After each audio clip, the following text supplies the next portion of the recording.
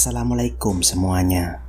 Cerita hantu Herlina mungkin sudah menjadi cerita turun-temurun pada kalangan santri di pondok pesantren, terutama di daerah Lamongan, Jawa Timur. Hal itu terjadi karena sosok Herlina awalnya adalah santriwati yang meninggal dan diceritakan jika rohnya gentayangan dan meneror para santriwati di pondok pesantren untuk balas dendam. Baru-baru ini, kisah menyeramkan tentang hantu Herlina kembali viral di hampir seluruh media sosial di Indonesia.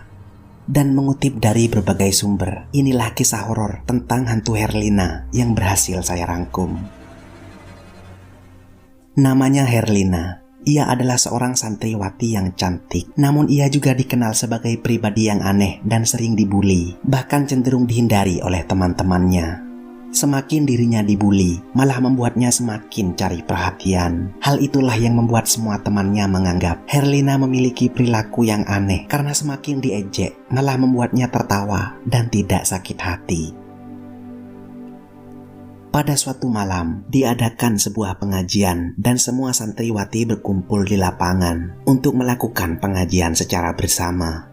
Herlina yang berniat mencari perhatian saat itu masuk ke salah satu kamar seorang kiai dan mengambil cincin milik istri seorang kiai tersebut. Setelah pengajian itu selesai, istri seorang kiai itu berteriak histeris ketika menyadari cincin berharga miliknya telah hilang. Hal itu langsung membuat heboh seisi pesantren dan membuat seluruh guru melakukan pemeriksaan tas milik semua santriwati. Istri seorang kiai yang terus marah dan memaksa semua santriwati untuk mengaku membuat situasi pada malam itu semakin tegang. Herlina yang melihat kejadian itu kaget karena awalnya ia mengira hal yang ia lakukan itu tidak akan berdampak separah itu. Salah satu guru kemudian menemukan cincin milik istri seorang kiai tersebut di tas milik Herlina dan langsung berteriak memanggil namanya dengan keras.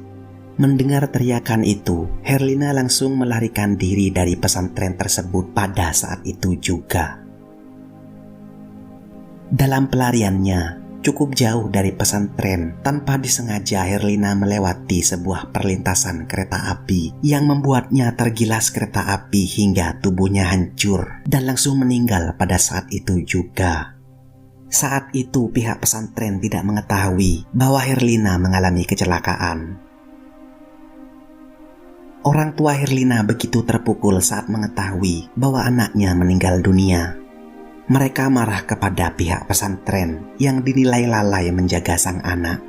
Sangat gelap mata, kedua orang tua Herlina mendatangi seorang dukun ilmu hitam untuk menghidupkan kembali arwah Herlina yang sudah meninggal supaya ia bisa balas dendam. Setelah transaksi harga, sang dukun pun menyetujui. Dalam kurun beberapa waktu, ia mengatakan bahwa roh Herlina sudah hidup kembali. Si dukun berpesan supaya setiap malam Jumat Kliwon, hantu Herlina agar diberi sesajen darah agar tetap bisa hidup. Singkat cerita, hantu Herlina kembali ke pondok. Pihak pondok pesantren yang tidak mengetahui bahwa Herlina telah meninggal dunia pun menerimanya kembali. Syaratnya, Herlina harus meminta maaf dan menjalani sebuah hukuman. Saat di kamar asrama, Herlina terlihat tidak seperti biasanya. Teman-teman Herlina pun merasa aneh. Gadis itu terlihat pucat dan hanya diam saja. Tas Herlina juga berbau sangat busuk, dan ketika dibuka oleh teman-temannya, ditemukan banyak darah di dalam tas. Pada suatu malam, Herlina meminta pengurus pesantren putri mengantarkannya ke kamar mandi. Tapi setelah 2 jam, Herlina tidak keluar dari kamar mandi. Pengurus pesantren pun mendobrak pintu kamar mandi itu. Ketika pintu terbuka, terlihat sosok hantu wanita bertaring dan tertawa.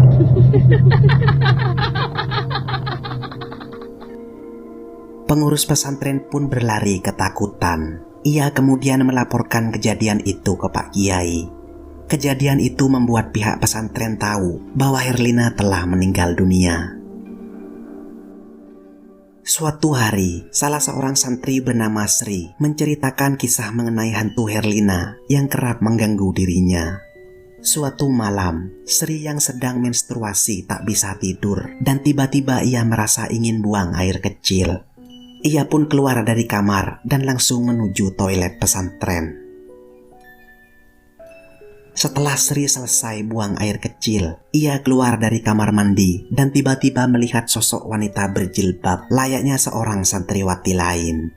Namun ia merasa belum pernah melihat sosok tersebut. Sri pun tampak kebingungan karena sosok wanita tersebut berpakaian sangat lusuh, tidak seperti santriwati lainnya. Sri yang merasa heran pun berpikir jika sosok tersebut merupakan hantu Herlina yang kerap diceritakan oleh senior-seniornya di pesantren. Merasa ketakutan, Sri pun terdiam dan tiba-tiba dirinya pingsan di depan kamar mandi pesantren tersebut. Keesokan harinya, Sri pun dibawa oleh beberapa santri dan pengurus di sana untuk dimintai keterangan kenapa dia bisa pingsan di depan kamar mandi. Sri yang kala itu linglung tidak bisa menceritakan banyak mengenai kejadian yang dialaminya tersebut. Pada malam selanjutnya, teror hantu Herlina itu kembali dialami Sri. Malam itu, Sri kebetulan sendirian di kamar karena teman-temannya sedang beraktivitas di pesantren. Hal yang membuat bulu kuduk berdiri terjadi saat dirinya mendengar suara ketukan di dalam lemarinya. Ketukan tersebut pun berirama, layaknya orang yang sedang mengetuk pintu.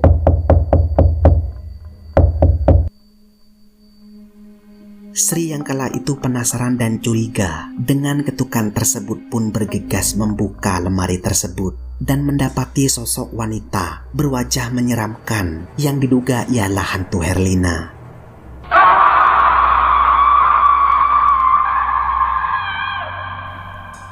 Ia pun ketakutan dan membalikkan badannya.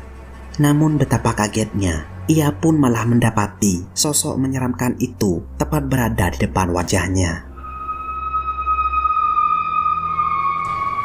Hal itu membuat pandangannya berubah menjadi gelap dan lalu Sri pun pingsan. Pada pagi harinya, banyak temannya yang kepo dengan kejadian Sri yang pingsan untuk kedua kalinya tersebut. Sri pun menceritakan mengenai sosok tersebut kepada temannya. Diceritakan juga bahwa hantu Herlina ini telah memakan korban pengurus pondok pesantren, tapi kisahnya tidak diceritakan. Semenjak berbagai teror yang terjadi, hantu Herlina menjadi simbol cerita seram di pondok pesantren tersebut.